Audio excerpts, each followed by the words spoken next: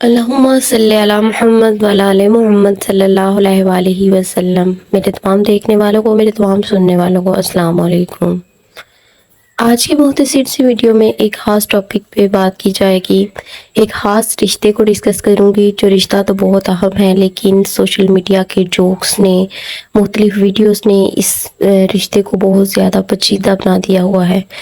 ایسا فن جو ہمارے سامنے پیش کیا جاتا ہے، ہم لوگ اسے کیا کرتے ہیں، اپنی زندگی میں اپلائی کرنا شروع کر دیتے ہیں کہ شاید ایسے ہی ہے، ایسا کچھ بھی نہیں ہے۔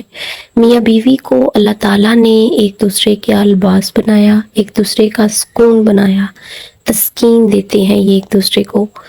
تو جو بندہ، جو چیز ہمیں سکون دیتی ہے وہ ہمیں بے سکون کیسے کر سکتی ہے؟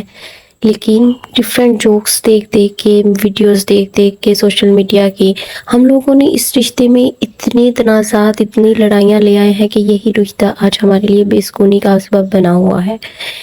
اکثر اوقات اس چینل پر بھی اور اس کے علاوہ ویڈیوز کے نیچے میں کمنٹس دیکھتی ہوں تو میں دیکھ کر حیران رہ جاتی ہوں، لوگوں کی باتیں سن کر حیران رہ جاتی ہوں، جن میں دو مسئلے سب سے زیادہ بیان کیے جاتے ہیں۔ ٹھیک ہے، مہنگائی کی وجہ سے بے روزگاری کا مسئلہ ہے، اور اس کے علاوہ اور بھی رزق کی تنگی کے کئی لوگوں کو اس طرح کی پرابلمس فیس کرنی پڑ رہی ہیں، وہ ساری چیزیں لیتا ہے۔ لیکن جو بہت ہی عام مسئلے ہو چکے ہیں، وہ دو مسئلے زیادہ ہیں، ایک تو بے اولادی کا مسئلہ اور دوسرا میاں بیوی کا آپس میں مسئلہ۔ میاں بیوی کے تعلق کو لوگوں نے پتہ نہیں کیا بنا دیا ہوا ہے۔ لوگ اس رشتے کو اتنے زیادہ جوکس دیکھ دیکھ کے اسے اپلائی کرتے ہیں۔ دیکھیں تو ویڈیوز کو دیکھ دیکھ کے شوہر ایک طرف یہ چاہ رہا ہوتا ہے کہ بیوی میکے جائے، اور بیوی جو ہے وہ شوہر کو تنہا نہیں چھوڑنا چاہتی۔ ایک ریزن تو یہ ہے، یہاں بھی بہت زیادہ لڑائیاں جنم لیتی ہیں۔ دوسرا یہ ہے کہ اور ایک دوسرے کو دیکھا دیکھی عورتیں مرد کے سامنے زبان درازی شروع کر دیتی ہیں۔ جی، ہم اپنے حق کے لیے بات کر رہی ہیں۔ اسلام نے جہاں مرد کو حاکم بنایا ہے تو مرد کو بھی تھوڑا سا لیمٹس کا خیال کرنا چاہیے۔ یہ نہیں کہ اگر حاکم بنایا ہے تو ہر وقت عورت کی تذلیل کرتا پھرے، عورت کے ساتھ بد زبانی کرتا پھرے۔ پھر وہ کیا کہتے ہیں، کیپ رسپیکٹ، ہیو رسپیکٹ، جو دو گے وہی لوگے، جتنی عزت دو گے بدلے میں وہی لینی ملنی ہے۔ تو آپ ایسا کریں، عزت دیں اور عزت لیں۔ یہاں تو یہ ہے کہ یہ بات تو تھی مردوں کے لیے، دوسری طرف عورتیں ہیں وہ علیحدہ تنگ پڑی ہیں۔ ایک دن کے لیے سوچیں کہ اگر آپ کو اپنے شوہر کے بغیر اپنے بچے پالنے پڑتے ہیں، یہ کہنا بہت آسان ہوتا ہے، عورتیں اکثر اوقات کہتی ہیں کہ کسی کے گھر کی صفائی کر کے ہم اپنے بچے پال لیں گی۔ کسی کے گھر کی صفائی بھی تو کرنی ہے، شوہر کے گھر کی کیوں نہیں؟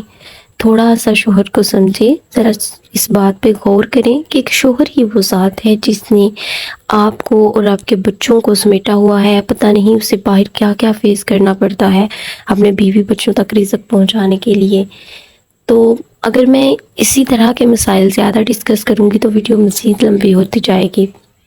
انشاءاللہ اسی ٹاپک کو ہم اپنی اگلی ویڈیو میں بھی تھوڑا بہت ڈسکس کریں گے، لیکن میں یہاں ایک لاسٹ آپ کو یہ نصیحت کرنا چاہوں گی کہ ایز اے وومن ہوتا ہے، کر کے کاموں کی تھکاوٹ بھی ہوتی ہے، اس کے علاوہ بچوں کو پڑھانا، یہ وہ سارے کام اپنی جگہ، لیکن مرد بھی زندگی کا حصہ ہے، شوہر بھی ہمارا زندگی کا حصہ ہے۔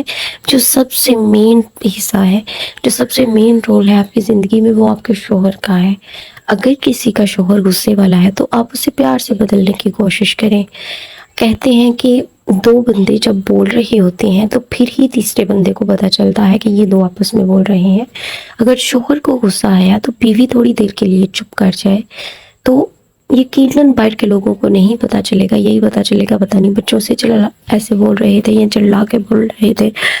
تو دوسرا یہ ہے کہ یہ چیزیں جو ہیں، یہ چھوٹی چھوٹی چیزیں ہیں، یہ ہم اگنور کر جاتے ہیں۔ بے سکونی والی زندگی بنائی ہوئی ہے۔ اللہ کو سب سے زیادہ جو ناپسندیدہ عمل ہے وہ طلاق کا عمل ہے، لیکن آج ہمارے معاشرے میں طلاق بالکل عام ہو چکی ہے۔ جب صبر کا پیمانہ لبریز ہو جانا ہے، جب صبر ہی نہیں کرنا تو پھر کیا ہونا ہے؟ پھر ادھر طلاقیں بھی ہونی ہے، ادھر گھریلو مسائل نے بھی جنم لینا ہے، بچوں کی بھی تربیت نہیں اچھے سے ہونی۔